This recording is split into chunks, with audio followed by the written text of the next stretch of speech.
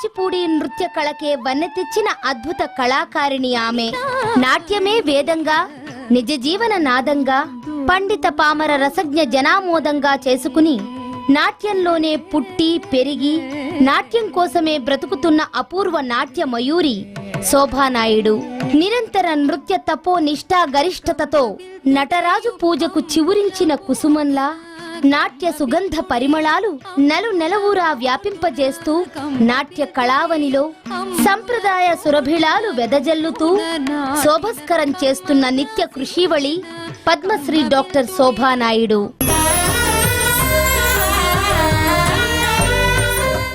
శోభానాయుడు గారు, చెప్పాలంది కార్యక్రమానికి స్వాగతం. మీరు రావడంతో మా స్టూడియోకి ఒక కొత్త శోభ వచ్చినట్టుగా ఉంది. Thank you so much. వేదాంతం సత్యనారాయణ శర్మ గారి తర్వాత సత్యభామ పాత్రకి అంతటి వైభోగాన్ని తీసుకొచ్చి ఆ స్థాయికి ఆ పాత్రను తీసుకువెళ్లారు మీరు. అసలు ఈ సత్యభామ మీ జీవితంలో ఎప్పుడు ఎలా ప్రవేశించింది? మీరన్న కాంప్లిమెంట్కి చాలా సంతోషం. అందుకు తగునో కాదా కానీ సత్యభామ పాత్ర మాత్రం నా డ్రీమ్ రోల్. ఇప్పటి నుంచి ఆశ ఉండేది ఆ రోల్ వేయాలని. నాకు కృష్ణ పారిజాతం చేస్తున్నప్పుడు మొట్టమొదట మా గురువు గారు ఫీచర్స్ బాగుంటాయని కృష్ణుడు పాత్ర ఇచ్చారు. ఇస్తే అమ్మాయి నడకలాగా ఉంది అని చెప్పి ఎవరు అన్నారట. కృష్ణుడు వద్దు, నువ్వు రుక్మిణి వేయి అన్నారు. రుక్మిణి వేశారు. రుక్మిణి వేసిన తర్వాత అప్పుడు చెన్నైలో ప్రదర్శన జరిగినప్పుడు దానికి సుబ్బుడు క్రిటిక్ వచ్చారు. అప్పట్లో చాలా పెద్ద క్రిటిక్. అసలు విశ్వనాథ్ గారు సాగర సంగము ఆయన్ని చూసే కమల్ హాసన్ పాత్ర సృష్టించారని. ఆయన మొదటి రోలో వచ్చి కూర్చుంటే పెద్ద పెద్ద డాన్సర్లకు కూడా హడల్ అనమాట. కొంతమంది అయితే ప్రోగ్రామ్ డ్రాప్ చేసుకుని వెళ్ళిపోయేవాళ్ళు. ఆయన వచ్చారు. అసలు అప్పట్లో నాకు ఆయన ఎవరో తెలియదు, ఏం తెలియదు. ప్రోగ్రామ్ అయిపోయిన తర్వాత మన్నాడు పేపర్లో వచ్చిందనమాట. వచ్చి బోన్లెస్ వండర్ అని చెప్పి పెట్టారు హెడ్డింగ్ ఇండియన్ ఎక్స్ప్రెస్ లో పెట్టి మొట్టమొదటి రుక్మిణి రోల్ గురించి రాసుకుంటూ వచ్చారు. చాలా బాగా రాసి చివరికి ఏం రాశారంటే ఆఖరణ చిన్న సత్యంగా కృష్ణ పారిజాతం బాగుంది, కానీ అది ఇంకా బాగుండాలంటే దానికి అన్ని చేకూరాలంటే రుక్మిణి వేసిన అమ్మాయిని సత్యభామ చాలే. ఆయన రుక్మిణిలోనే సత్యభామని చూశారు అయితే అప్పుడే. ఆ తర్వాత మెల్లిగా ఇంకా ఇవ్వవలసి వచ్చిందో మరి మొత్తానికి అయితే నాకు గురువుగారు ఒప్పుకున్నారా? ఒప్పుకున్నారండి. అటువంటి క్రిటిక్ చెప్పిన తర్వాత ఇంకా అది వినకపోతే బాగుండదు. అందుకని అలా మొదలైంది. ఇప్పటికి దగ్గర 30 years గా చేస్తూనే ఉన్నాను. మీకు ఎందుకు అంత ఇష్టం పాత్ర అంటే? మీ నేచర్ ఏమన్నా అంటే కొంచెం కోపంగా ఉండాలి మీకు మీ దగ్గరగా ఉంటాయా మీ నేచర్? ఆవిడ నా ఉద్దేశంలో సత్యభామ చాలా అమాయకురాలు. ఎందుకంటే కృష్ణ తులాభారం టైంలో అందరికంటే ఎక్కువ త్యాగం చేసింది ఆవిడ. నారదుడి వెనకాల పడి, వీధుల వెంట పడి, చివరికి మిగిలిన వాళ్ళంతా ఒక ఎత్తు, ఈవిడ మాత్రం మొత్తం 7 వారాలు నగలిచ్చేసి చివరికి తను తానే అంటే శ్రీకృష్ణుడు అంటే అంత ఇష్టం. సో ఆవిడలో ఎంత దర్పం ఉన్నా, అహంకారం ఉన్నా, ఏది ఉన్నా కూడా కృష్ణుడు పట్ల ఆవిడకున్న ప్రేమ మాత్రం అది ఇంకా సాటి లేనిది. అందులో ఒక రకమైన అమాయకత్వం కనిపిస్తుంది అనమాట. అందుకని సత్యభామ పాత్ర. తర్వాత కూచిపూడి సత్యభామ పాత్ర చేసిన రోజు అవళ నాకు చాలా తృప్తిగా ఉంటుంది. అందులో నవరసాలు ఉన్నాయి, అష్టవిధ నాయకులు ఉన్నాయి. తర్వాత మన ఫుట్ వర్క్ లో ఎన్ని రకాల వేరియేషన్స్ ఉన్నాయో, గతులు జాతులు అన్ని వచ్చేస్తాయి.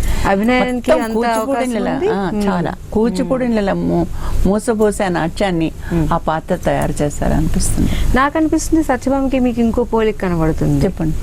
సత్యభామ కృష్ణుడి పట్ల ప్రేమతో అన్ని 7 వారాలు నగలు ఇచ్చేసి అన్ని వదిలేసుకుని ఎలా వెళ్ళిపోతుందో, మీరు కూడా నాట్యానికి అలా అన్ని అర్పించేసి ఒక అమాయకమైన ప్రేమతో భక్తితో నాట్యం పట్ల మీరు చాలా, ఎందుకంటే మీరు చేసిన వదిలేసుకున్న అవకాశాలు చాలా ఉన్నాయి నాట్యం కోసం అని చెప్పి. కొన్ని పెద్ద పెద్ద అవకాశాలు ఏంటి? మీరు ఎలాంటి వదిలేసుకున్నారు? ఎలాంటి త్యాగాలు చేశారు? నేను శంకరాభరణం నుంచి చాలా వచ్చాయండి. ముఖ్యంగా చెప్పాల్సింది నాగిరెడ్డి గారిది సిరిసిరిమూవ సర్గం చేస్తున్నప్పుడు ఆయన మర్చిపోలేని మధ్యాహ్నం పూట వచ్చి అకాడమీకి వచ్చి మా ఇన్స్టిట్యూట్కి కవర్ పెడితే వచ్చాను. మా గురుగారు చెప్పారు, మీకు సినిమా దీనికి ఎవరు వచ్చారు, నేను చేయనని తెలుసు కదా అన్నాను. అంటే అది నాకు కాదు, నువ్వు ఆయన చెప్పు అన్నారు. చెప్పాను అంటే చెప్తే ఆయన అన్నారు, ఎందుకు నువ్వు నాకు అర్థం కావట్లేదు, నువ్వు సినిమాల్లో చేయటం వల్ల నీకు ఇంకా గ్లామర్ పెరుగుతుంది, గ్లామర్ ఆ తర్వాత డబ్బు వస్తుంది, వీటన్నిటితో ఇంకా పేరు వస్తుంది, ఆ పేరుతో నువ్వు ఇంకా బోల్డ్ ప్రోగ్రామ్స్ చేయొచ్చు, ఇది నువ్వు డాన్స్కి దోహదం చేస్తున్నట్టే కదా అన్నారు. అంటే నేను అన్నాను, నాకు గ్లామర్ వద్దు, నాకు డబ్బు వద్దు, మీరు ఏ పేరు అయితే అన్నారో ఆ పేరు నేను డాన్స్ చేసి తెచ్చుకుంటాను, ఒక కూచిపూడి ఆర్టిస్ట్గా తెచ్చుకుంటాను అన్నాను. బ్లాంక్ చెక్ ఇచ్చి సైన్ చేసి ఇచ్చారు, ఇదిగో చెప్పారు, ఇప్పుడు ఇలా అంటున్నావు కానీ తర్వాత నేను చెప్పింది ఎంత ఉపయోగపడుతుందో ఆలోచించి ఒకసారి అన్నారు. నేను ఆ బ్లాంక్ చెక్ తీసి మళ్ళీ ఆయన చేతికి ఇచ్చేసి నమస్కారం పెట్టి నేను ఒక సిద్ధాంతం తీసుకుంటే దాన్ని మారనండి నేను. అందుకని అసలు మా ఇంట్లోనే అసలు సినిమా అన్నది లేదు, అదే నా రక్తంలో కూడా ఉంది, అందువల్ల నేను చేయలేనండి అని చెప్పి నమస్కారం పెడితే ఆయన వెంటనే లేచి నాకు నమస్కారం పెట్టారు. ఇంత చిన్న వయసులో నువ్వు ఇంత గొప్ప ప్రిన్సిపల్స్ కట్టుబడి ఉన్నావు, నువ్వు నీకు నమస్కారం అని చెప్పి చెక్ చించేసి అక్కడ పెట్టేసి వెళ్తారు. కానీ డాన్స్కి ఎలా అయితే మీ ఇంట్లో ఒప్పుకోపోయినా మీరు ఒప్పించి వచ్చారో, నిజంగా మీరు సినిమాలో కావాలనుకుంటే ఇంట్లో ఒప్పించనే వెళ్ళుండేవారు, కానీ మీరే వద్దనుకున్నానండి. ఎందుకంటే ఒకటి నా మెంటాలిటీ ఒకటి సూట్ కాదు, మీరు అన్నట్టుగా సత్యభామలు అంటే అమ్మాయి ఉంది, అందుకని సూట్ కాదు, అసలు ఉద్దేశం లేదు. చాలా మంది ఈవెన్ రుక్మిణీదేవి గారు కూడా అన్నారు, ఆంధ్ర నుంచి సినిమా చెన్నైకి వస్తే అందరు సినిమాల కోసం వస్తారు మీ తెలుగు వాళ్ళు. రుక్మిణి అరండేల్ అరంగేట్రంకి వచ్చారు. ఆవిడ వచ్చినప్పుడు ఆవిడ అసలు కూచిపూడి అంటే పెద్ద అభిప్రాయం లేదు ఆవిడకి, వాళ్ళంతా. అందుకని ఆవిడ లోపలికి వచ్చి, అంటే నా విషయం అనమాట, నేను అరంగేట్రం అంటూ చేస్తే ఆవిడ చీఫ్ గెస్ట్ గా రావాలి అని చెప్పి ఆవిడ వచ్చారు. వచ్చి లోపలికి వచ్చి చాలా చాలా బాగా చేస్తావు నువ్వు అంటే ఒక 60 యాసలో చెప్పారు తెలుగులో, చాలా నిండుగా బాగా చేస్తావు, నిండా బాగుంది అన్నారు అని చెప్పి, నేను ఒకటి అడుగుతాను, ఇక్కడ వచ్చిన వాళ్ళందరూ కూడా చెన్నైకి వచ్చే వాళ్ళంతా తెలుగు వాళ్ళు, మీ తెలుగు వాళ్ళంతా సినిమాల కోసం వస్తారు, నువ్వు అందుకే వచ్చావు అంది. అస్సలు ఇదే లేదని, ఇప్పుడు ఇలా అంటావు, నువ్వు బాగుంటావు, నీ చాలా ఆఫర్స్ వస్తాయి అంటే నేను ఎప్పుడు కూడా అలాగే ఉంటాను, ఇలా రా అని చెప్పి అక్కడ దేవుడు ఫోటో ఉంది, ప్రోగ్రామ్ ముందు పూజ చేసుకుంటాను, తీసుకెళ్ళి ఒక్కసారి నాకు అది ప్రమాణం చేసి చెప్పు అన్నారు. ఆవిడ చేతిలో చెయ్యి ప్రమాణం చేసి చెప్పాను అనమాట. వస్తే ఇప్పుడు మనస్ఫూర్తిగా అభినందిస్తున్నాను నేను, నువ్వు కూచిపూడి టాప్ రేంజ్కి వెళ్తావు నువ్వు తప్పకుండా, బ్లెస్ యూ అని చెప్పి వెళ్ళిపోయారు ఆవిడ.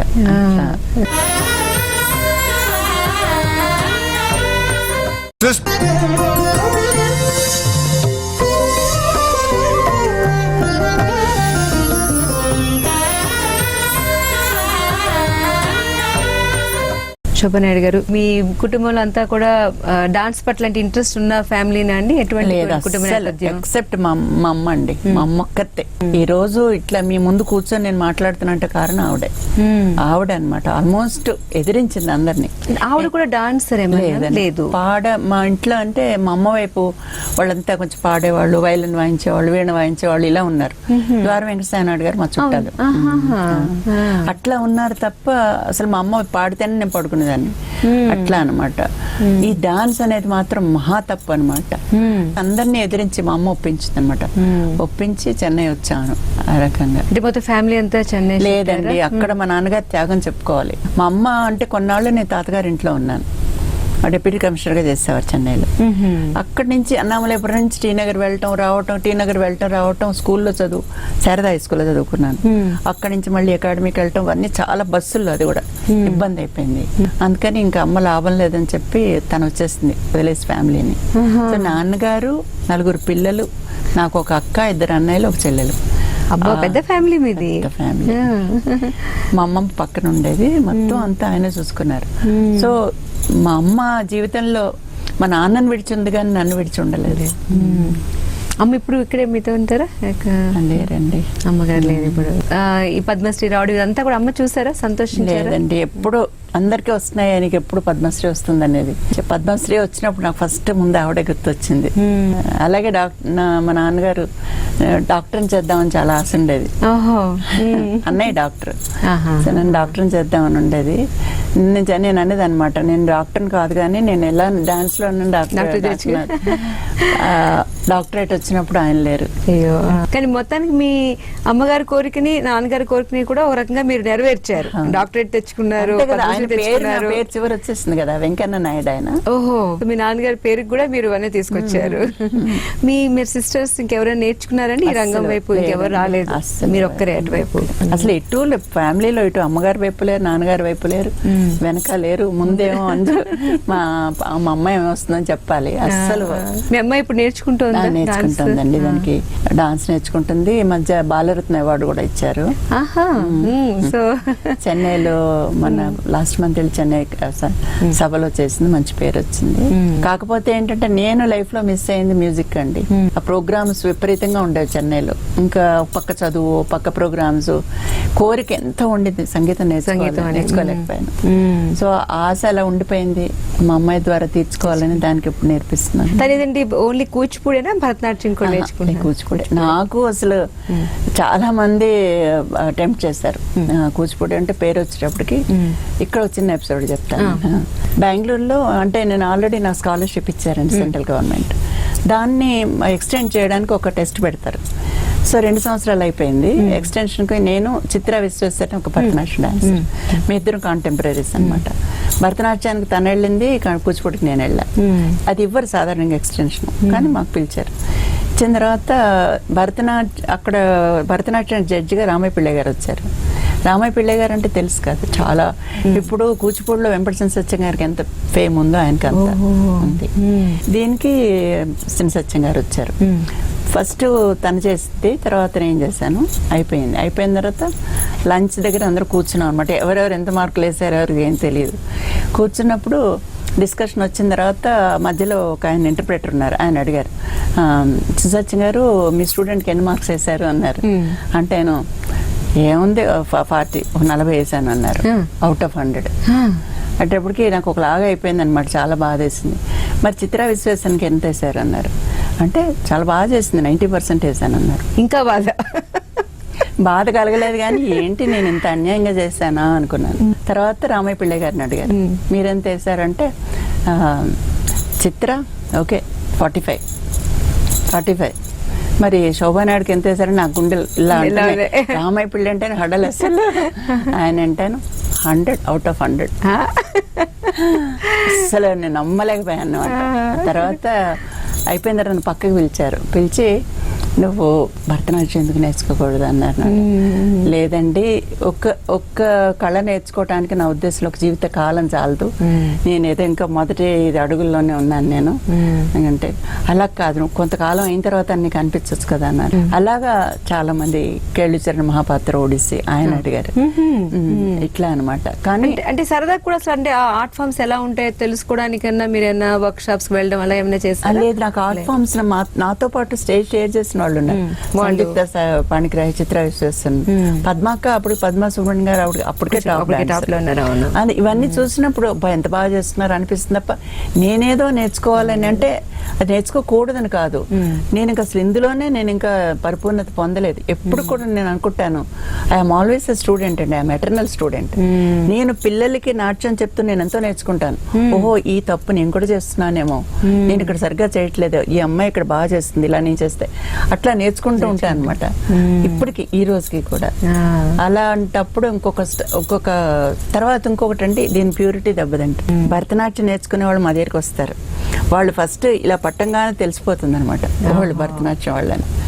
అది మీకు తర్వాత కూచిపూడి నేర్చుకున్నా కూడా రాదు, ఎందుకంటే వాళ్ళ బ్లడ్ లో ఆల్రెడీ భరతనాట్యం వెళ్ళిపోయింది. ఏంటి మౌలికమైన డిఫరెన్స్ ఏంటండి భరతనాట్యానికి కూచిపూడికి? అంటే ఒకటండి, వాళ్ళకి కొంచెం రిజిడ్ అంటే ఫ్లెక్సిబిలిటీ తక్కువ అనమాట. ఇలా కొంచెం రిజిడిటీ ఉంటుంది మూమెంట్స్ లో, మాది ఫ్రీ మూమెంట్స్ ఉంటాయి. తర్వాత అడుగుల్లో కూడా మావి వేరుగా ఉంటాయి. వాళ్ళు ఫుల్ అరమండి అనమాట. కూర్చోవడం అంటే పూర్తిగా కాళ్ళు పక్కకి తిప్పి ఇలా కూర్చోవాలి ఫుల్ గా. మాది అంత అరమండి కాదు, కొంతవరకు ఫ్లెక్సిబిలిటీ ఉంటుంది. తర్వాత అభినయానికి ఎక్కువ ప్రాధాన్యత మన దానికి. వాళ్ళ దానిలో ఏంటంటే ఎక్కువగా ఫుట్ వర్క్ కి, పోస్చర్స్ కి, ఆ తాళం ఒక వర్ణం జతి చేస్తుంటే ఆ జతి ఒకటే 5 నిమిషాలు ఉంటుంది. ఆ మెజర్మెంట్స్ కి ఇప్పుడు ఈ పోజ్ ఇలా పడితే 90 degrees అంటే 90 degrees అలా ఉండాల్సింది ఖచ్చితంగా. మీరు కూడా అంత ఖచ్చితంగా ఉంటారు. మనకేంటంటే ఎక్కువగా అభినయ ప్రాధాన్యంగా నడుస్తుంది. అలా అని ఫుట్ వర్క్ ని ముద్దర్ని మనం ఏమో నిర్లక్ష్యం చేయం, అవి వెళ్తూ ఉంటాయి. కానీ ఎక్కువ ప్రాధాన్యత ఎందుకంటే డ్రామా నుంచి వచ్చింది, కూచిపూడి యక్షగానం నుంచి వచ్చింది, యక్షగానం కలుపుకున్నారు. కూచిపూడి డాన్స్ డ్రామా నుంచి రావటం వల్ల ఇప్పుడు ఒక సోలో నర్తకి ఉన్నది, నేను ఒక్కతనే చేస్తున్నాను, ఒక ఎపిసోడ్ చూపించాలి. ఉదాహరణకి క్షీరసాగర సేనాలో నారీమణికి నీవు చీరలు ఇచ్చినావు అంటాడు త్యాగరాజు. అన్నదానిలో మొత్తం ద్రౌపది వస్త్రాభరణం చేస్తాం. ద్రౌపది వస్త్రాభరణం చేసినప్పుడు ఏమేం పాత్రలు చూపిస్తామంటే, ఇక్కడ ఫస్ట్ ధర్మరాజు కూర్చొని ఉంటాడు, ఆయన చూపించినట్టు ఇట్లా ఇట్లా దుర్యోధనుడు కూర్చొని ఉంటాడు, ఆయన చూపించినట్టు. తర్వాత పాచికలు ఆడినప్పుడు శకుని వస్తాడు అనమాట, ఇట్లా ఆ శకుని క్యారెక్టర్ని ఇలా చూపిస్తాం. 3 పాత్రలు అయిపోయినాయి. అయిపోయిన తర్వాత ఈయన తెలుసు కదా మీకు, ధర్మరాజు ఓడిపోతాడు. ఓడిపోతే అప్పుడు వెళ్ళి ద్రౌపదిని తీసుకురమ్మని చెప్తాడు దుర్యోధనుడు. చెప్పిన దుశ్శాసనుడు ద్రౌపదిని లాక్కొస్తాడు. అక్కడ ద్రౌపది మళ్ళీ దుశ్శాసనుడు 5 క్యారెక్టర్లు అయిపోయినాయి. అయిపోయిన తర్వాత ఆవిడని ఇడ్చుకొస్తారు, అదే అవుతుంది. అప్పుడు ఆవిడ శ్రీకృష్ణుడిని ప్రార్థిస్తుంది, మళ్ళీ శ్రీకృష్ణుడు వలువలు ఇవ్వటం. ఇప్పుడు ఇన్ని పాత్రలు. తర్వాత దుశ్శాసనుడు లాగి లాగి లాగి కింద పడిపోతాడు. ఇవన్నీ ఒక్క నర్తకి చేయాలి. మరి ఇంత అభినయం చేసినప్పుడు అప్పుడు ఆ నర్తకి యొక్క ప్రతిభ అప్పుడు మీకు తెలుస్తుంది, ఇంత ప్రతిభ ఉన్నది. అది కూచిపూడి ప్రత్యేకత అనమాట. మీరు అసలు అభినయం కూడా ఎంత ఒక సెకండ్ లో మారిపోతుంది అటు నుంచి ఇటు. ఇలా ఒక్క నిమిషంలో దుశ్శాసనుడు, ఒక నిమిషంలో దుర్యోధనుడు, అసలు ఎక్సలెంట్.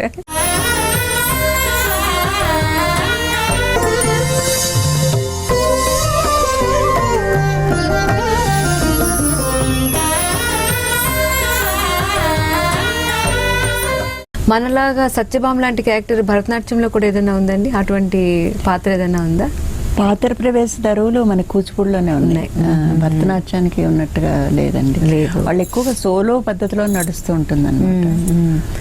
ఎందుకు అసలు గురువు గారు మీకు అంత మరి తక్కువ మార్కులు ఎందుకు వేశారు? ఒక గురువు గారు 100 మార్కులు నచ్చదండి. ఇప్పుడు మా స్టూడెంట్ నా ఎదురుగా చేస్తే నచ్చదా? నచ్చదు. శిష్యులో ఉన్న ప్రతిభ ఇంకా బాగా చేయాలి, ఇంకా బాగా చేయాలని తాపత్రయం తప్ప వేరే ఉద్దేశం కాదు. ఇప్పుడు గురువు గారు ఎక్కువ మార్కులు వేసేస్తే నాకు అంతా వచ్చేసిన నేను అనుకుంటాను కదా, అందుకని ఓహో నువ్వు ఇంకా ఎదగాల్సి చాలా ఉంది అని చెప్తున్నారు అన్నమాట. సో మీ జీవితంలో తల్లిదండ్రుల తర్వాత చాలా ప్రముఖ పాత్ర గురువులు. గురువు గారు ముఖ్యంగా చెన్సత్యం గారు. తర్వాత నాకు బాగా అంటే అటాచ్మెంట్ గురువు అంటే ఒక శిష్య సంబంధంతో పాటు విపరీతమైన అటాచ్మెంట్ మా చిన్నప్పుడు గురువు గారండి, పిఎల్ రెడ్డి గారని. 5 ఏళ్ళప్పుడు పడుకొని నిద్రపోతుంటే ఆయన ఇంటికి వచ్చి నిద్ర లేపి మొహం కడుకున్న తర్వాత ఒళ్ళో కూర్చోబెట్టి అభినయం ఇలా చెప్పేవారు, ఇలా చేయాలి ఇలా చేయాలని. పాలు తాగనని మొరాయిస్తే పాలు, అంత అటాచ్మెంట్ ఉండేది.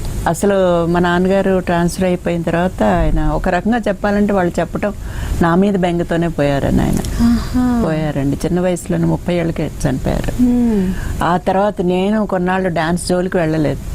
ఆయన ఎప్పుడు అనేవారు అన్నమాట, నాకు ఎంత వచ్చో అంత నీకు చెప్పేశాను, నేను చెన్నై తీసుకెళ్తాను, చెన్నైలో మంచి గురువులు ఉన్నారు అని చెప్పి అనేవారు. అప్పుడు మా అమ్మ గుర్తు చేసేది, నువ్వు ఇలా కూర్చుంటే ఎట్లాగా, మీ గురువుగారు ఏమన్నారు, నేను చెన్నై తీసుకెళ్ళి నేర్పిస్తాను అనేవారు, నువ్వు పద చెన్నై అని చెప్పి అట్లా అనమాట. ఆయన చెప్పింది తర్వాత డాన్స్ లేకుండా అసలు నాకు లైఫ్ ఊహించను. నాకు ఊహ తెలిసిన దగ్గర నుంచి డాన్స్. కారణం ఏంటంటారు అంత ఇష్టం రావడానికి కారణం? ఎందుకంటే జన్మతః వచ్చి ఉండాలంటారా? అందుకే పెద్దగా మీరు చూసింది ఏం లేదు, చుట్టూరు ఏదో ఒక డాన్స్ చూసి వాళ్ళకి ఇంప్రెస్ అయ్యి ఇంట్లో ఆ వాతావరణం కాదంటున్నారు. అంటే మీరు ఎవరినైనా చూసి ఇలా అవ్వాలనుకుని అలా వచ్చిందా, లేకపోతే స్వతహాగానండి చూసింది తర్వాత.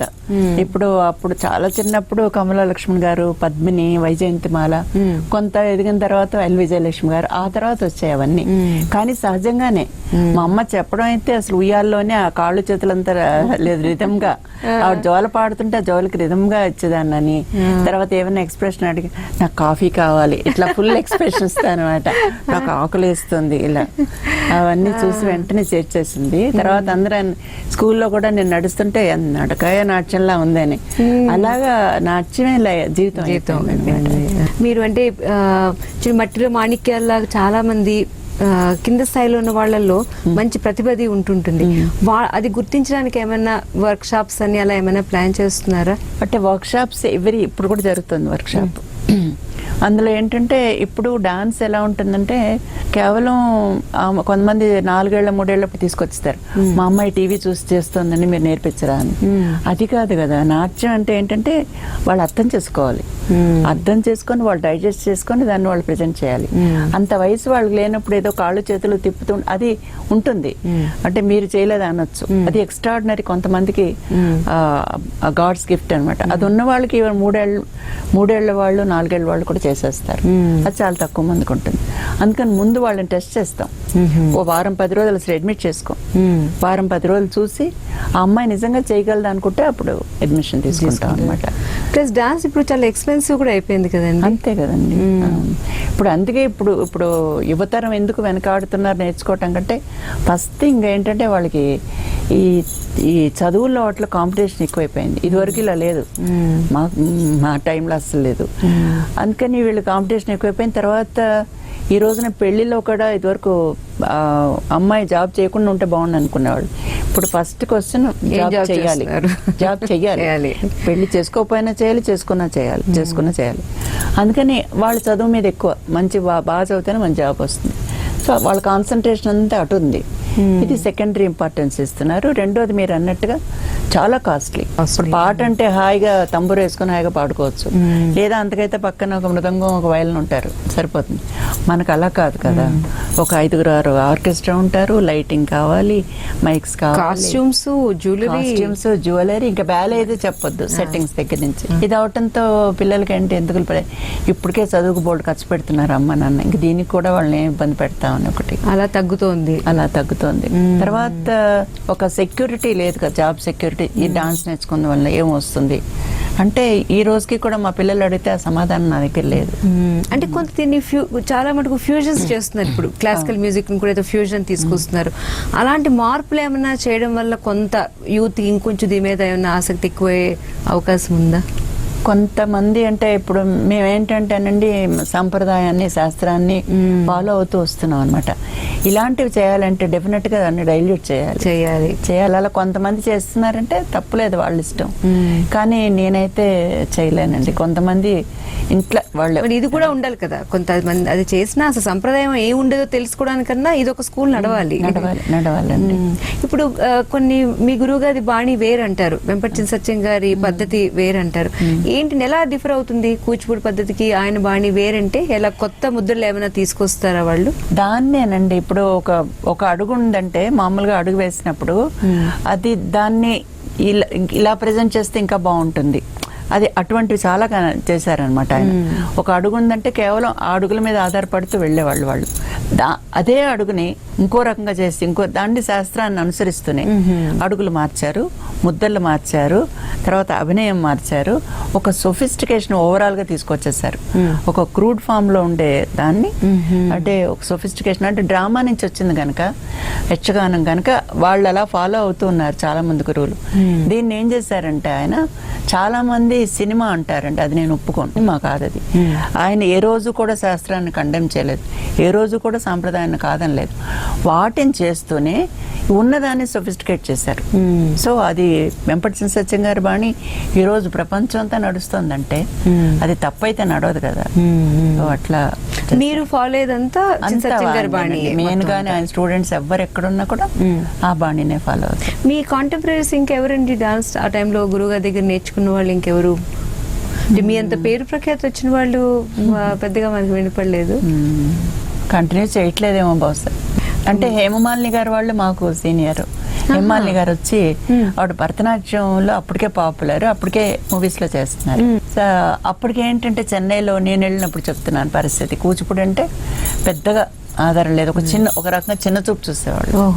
తర్వాత ఎప్పుడైతే ప్రోగ్రామ్స్ అవి మొదలైనాయో వాళ్ళే వచ్చి కూర్చొని చూసి మన్నాడు క్లాస్కి వచ్చి గురువుగారు మాకు కూడా నేర్పిస్తారా అన్న స్థితికి తీసుకొచ్చారు ఆయన. వాళ్ళు అలా వచ్చిన వాళ్ళలో వైజయంతిమాల గారు, ఆవిడ రోజు క్లాస్కి వస్తుందంటే మాకు ఎంత ఇదో, అయ్యో ఒక చిన్నప్పుడు ఆవిడ డాన్స్ లో చూసాను ఆవిడ వస్తున్నారా అని.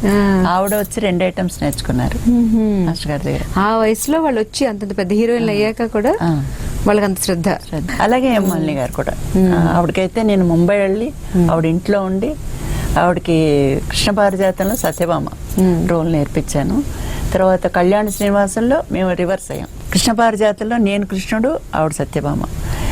శ్రీనివాస కళ్యాణంలో మాస్టర్ గారు శ్రీనివాస కళ్యాణంలో నేను పద్మావతి, ఆవిడ వెంకటేశ్వర స్వామి. అట్లా చేస్తాం.